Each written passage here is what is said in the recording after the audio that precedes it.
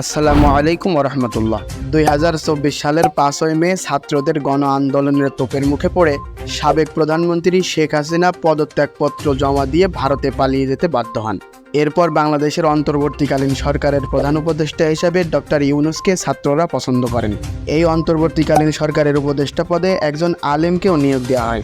তিনি হলেন বিশিষ্ট আলেমে দ্বীন আ.ফ.ম. খালিদ হোসেন।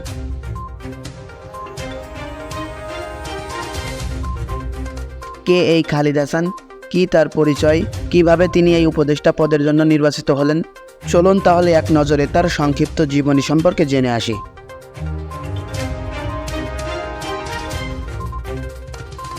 সংক্ষিপ্ত নাম আ.ফ.ম. খালিদ হাসান। তার আসল নাম হলো আবুল ফয়েজ মোহাম্মদ খালিদ হোসেন। তিনি আ.ফ.ম. খালিদ হাসান নামেই সর্বাধিক পরিচিত।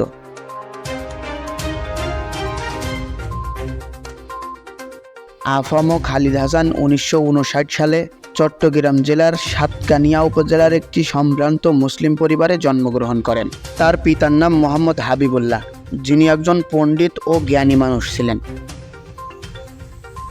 আ.ফ.ম. খালিদ হাসানের শিক্ষাজীবন সম্পর্কে যা জানা যায়, তিনি অল্প বয়সেই বাবুনগর সরকারি প্রাথমিক বিদ্যালয়ে তার শিক্ষাজীবনের সূচনা করেন এবং 2006 সালে চট্টগ্রাম বিশ্ববিদ্যালয়ে স্কলারশিপ নিয়ে হযরত মুহাম্মদ সাল্লাল্লাহু আলাইহি সাল্লামের খুতবা, একটি সামাজিক সাংস্কৃতিক গবেষণা বিষয়ে তার পিএইচডি গবেষণা সম্পন্ন করেন।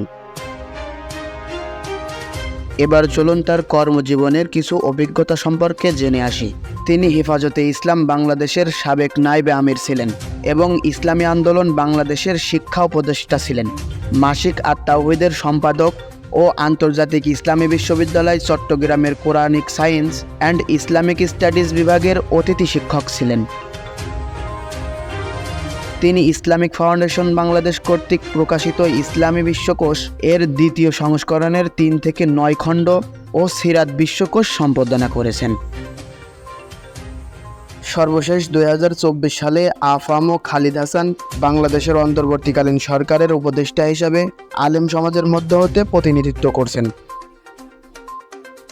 প্রিয় দর্শক, এই ছিল আ.ফ.ম. খালিদ হাসানের সংক্ষিপ্ত জীবনী সম্পর্কে। আশা করি আপনাদের ভালো লেগেছে। এই রকম আরও অনেক বিখ্যাত মানুষের জীবনী সম্পর্কে জানতে আমাদের চ্যানেলটি সাবস্ক্রাইব করুন। ভিডিওটি শেষ পর্যন্ত দেখার জন্য ধন্যবাদ।